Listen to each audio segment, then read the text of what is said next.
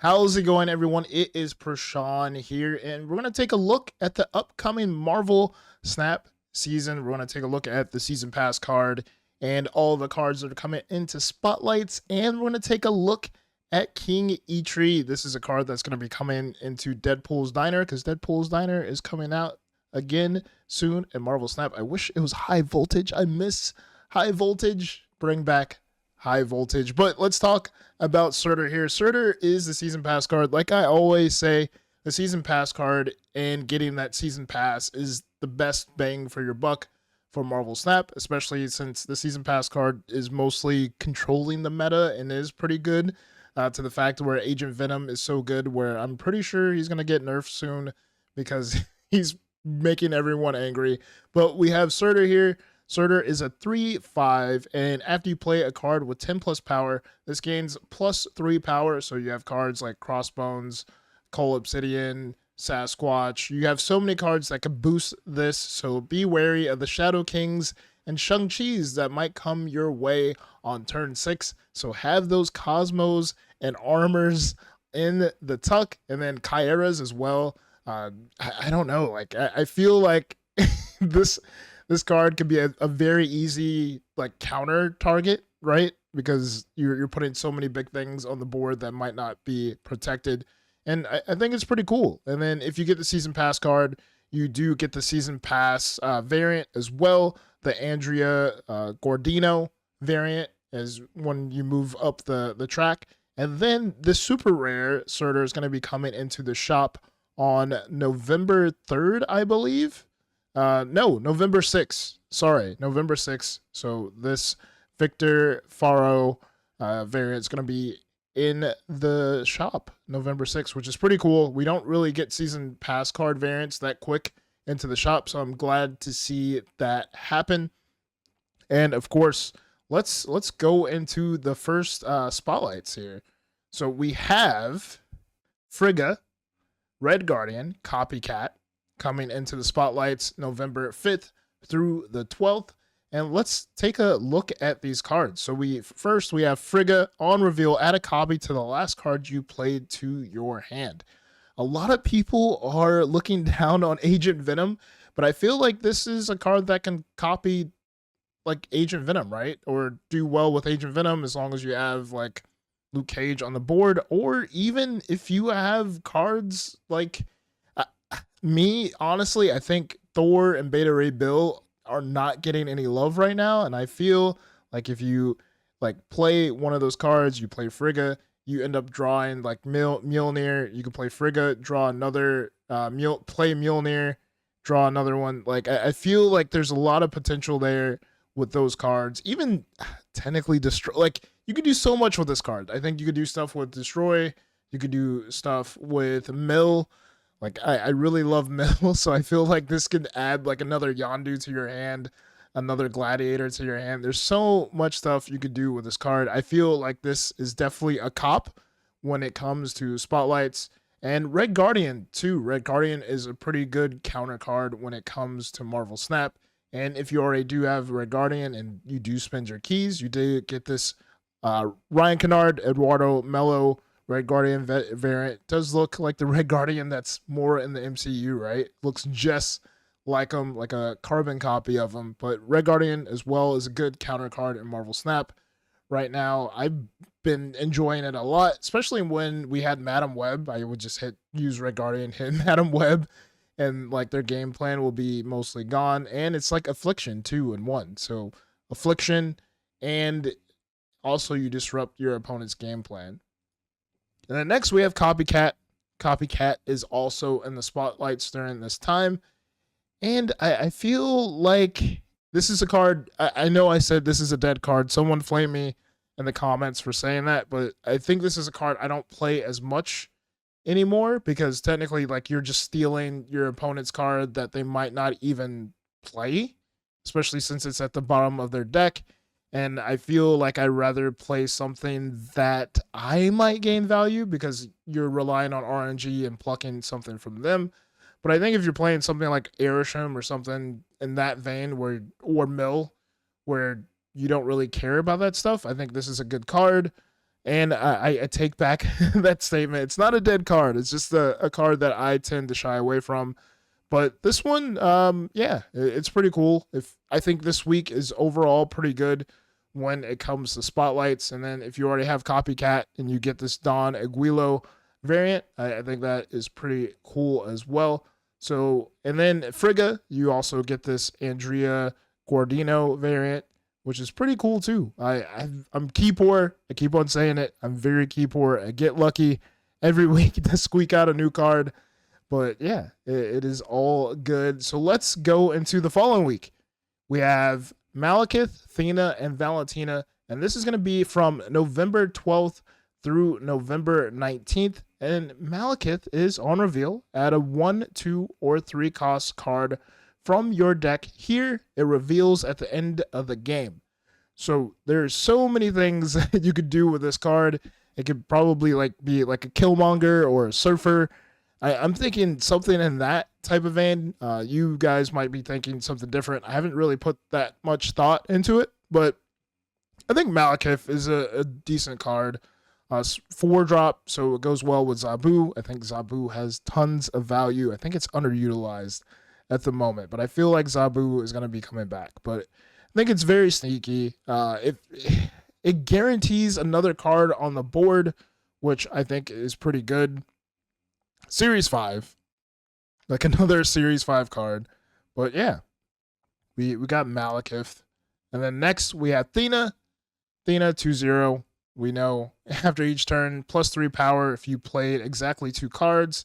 This card is so good, like Thena and Angela and Kitty Pryde, that whole combo. So if you missed out on Thena before, this is your opportunity to get her now.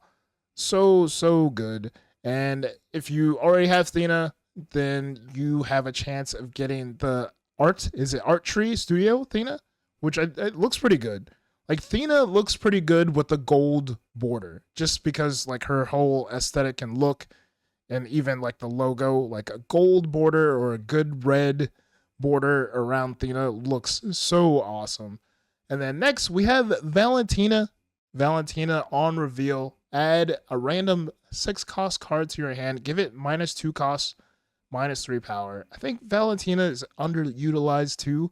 At the moment, I have Valentina in an anti-Venom deck that utilizes Luke Cage and Shadow King. That way you could possibly Shadow King the card that you got from Valentina. That way you can unlock its full value. But getting a 6-drop on turn 4 is pretty good. I think that's better than Hulkling, right? So like Hulkling, you just get a random 6 cost and he's a 6. I feel like Valentina is like a cheaper version of Hulkling, a cheaper, better version of Hulkling. So if you missed out on Valentina before, now is your chance to get her. And this is the what is this? I'm trying to look at the artist. Yeah, so another Ryan Kennard, Eduardo Mello, and the category is MCU. So it's actually an MCU variant. So this is based off of the characters in MCU. So when I said Red Guardian looked like a carbon copy of like the MCU Red Guardian, that's what I definitely meant. And then next here, the next week, we do have Is it Fenris Wolf, Annihilus, Werewolf by Night, coming into the spotlights, which is pretty awesome. And everyone's pretty hype on this card. I am too. Activate, resurrect the highest powered discarded or destroyed enemy card to your side of this location, which is pretty interesting when you think about this card. Like I think about cards possibly like I don't know, like Moon Knight. I'm thinking like Black Bolt, like stuff like that. I think will be pretty interesting and cool to do. And then obviously you do have Affliction and Destroy, where you could do some cool stuff as well. I haven't put that much thought into it, but I think this might be a very sneaky card where you could get some pretty good wins just based off of discarding and destroying. You put down this card on turn 2, set it and forget it. Don't activate it until turn 6, and this wins you the game. So you do have this card here, and then the variant of this is by Andrea Gordino, which is pretty cool as well. And then we do have another Furnace Wolf variant by Victor Faro coming in November 20th, which I think is pretty awesome. Like, all these variants are pretty cool. Like, this is spooky. I wish this was coming out in like October.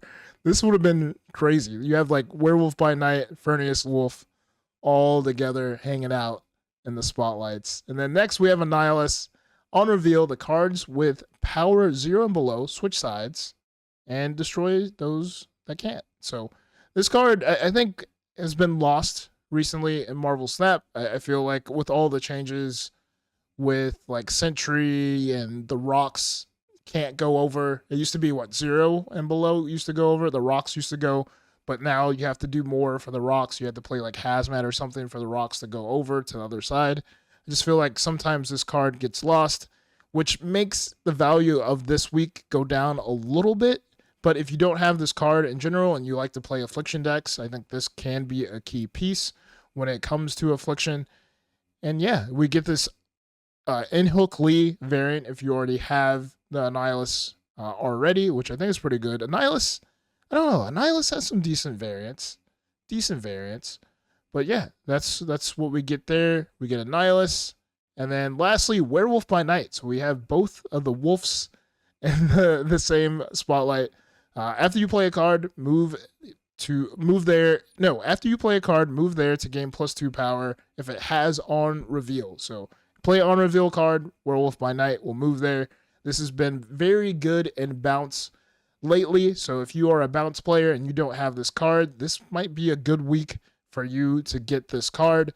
And if you already have Werewolf by Night, you can get this Sean Galloway variant. Sean Galloway, one of my favorite artists. Like, it was pretty awesome that he was able to like tweet and interact when I tweeted his art the last time. I think that's pretty cool, especially when you get to like talk to your artist. Maybe I could get him on a channel or something. That way we could talk about his stuff. I really like his stuff. But Werewolf by Night, Annihilus, Furnace. Hopefully I'm saying it right. I'm probably not. You guys are going to flame me or correct me anyways. We'll get it right by the end of the season. We'll definitely get it right. And then next, lastly, November 26th through December 3rd, we have Gore the God Butcher, which we've been waiting forever for this card. We have Havoc, and we have Legion, which is a very solid list. And this is going to be from November 26th through December 3rd. And we're just going to start off with Gore the God Butcher. Ongoing +2 power for each on reveal card in play. So this is going to be a crazy card. Do you play this in bounce where you have so many on reveals, and then if you don't get that Hitmonkey or Sage in your hand on the end of the turn, you just play Gore the God Butcher, and hopefully you profit off of your opponent playing on reveals and you playing on reveals? Do you play this in like Destroy? Like, I want to say Destroy. You could play this in any deck that has tons of on reveal, and you know that your opponent's going to play on reveal. I just hope this week when Gore comes out, it's just not an ongoing meta, and the only like on reveal everyone has is Spectrum. I hope that's not it. But when Gore first was data mined, he was pretty interesting. When he was first data mined, his ability was destroy all 6 costs wherever they are. I thought this was insane. This is good. It's right on brand with the name Gore the God Butcher, but I feel like they MCU'd this card a little bit and nerfed him a bit, but it's all good. It's all good. And then we have Andrea Gordino variant too. So if you get Gore on the first try, or if you got him with tokens and then you try your luck with the keys, you have a chance at that variant, which I think is pretty cool. And Gore has some pretty sick variants coming out soon. Gore's one of my favorite characters in Marvel Comics. He's one of the newest characters too, like in the past few years. I think 2019 or 2018, like somewhere near like in the recent past, this card came out. Then next we have Havoc here. Havoc is a 2/0. After each turn, you lose 1 max energy, and this card gains 4 power. So this is a card I'm not really high on personally. I don't know. I feel like I always mess it up when I play this card, but obviously I think this is a card that you either play on turn 5 or turn 6, obviously, and then you want to play cards that are low to the ground. This synergizes very well with Black Swan and the bounce decks and that type of archetype, which I think is pretty cool. And yeah, if you don't have Havoc, now is your time to get Havoc. And if you already do have Havoc, this is what is this? Nicoletta Baldari variant. Very cool art. Very awesome art. I do need more Havoc variants because I think the only one Havoc variant I do have is a Hellfire Gala one. And I don't really like that one that much. So if I get this variant, I won't be mad at all. I think the card I'm going to be targeting after is obviously Gore the God Butcher. I just want to see how this works and see how it pops off. I don't think any animations have came out for this card yet, but I would definitely hope to see that it would be cool because the animations lately in Marvel Snap have been awesome. And then next we have Legion. Legion is a 5/7. On reveal, replace each other location with this one. Legion has been pretty awesome in Marvel Snap. And obviously with the Storm nerf or buff, depending on what side you look at it, I don't know. It's not as good as it used to be, but it is okay. It definitely can change locations for you in your favor. Like, for instance, Central Park, you could put Legion on the Central Park and then double up the squirrels everywhere and you just clog up your opponent's lanes, or you put it into Crimson Cosmos and just ruin your opponent's game plan, or you put this in Space Throne and game over. So this is a very good card. I really like this variant too, the Trad Moore variant. So if you already have Legion and you're opening up keys and you get this, you open up Legion, you get a chance to get this variant.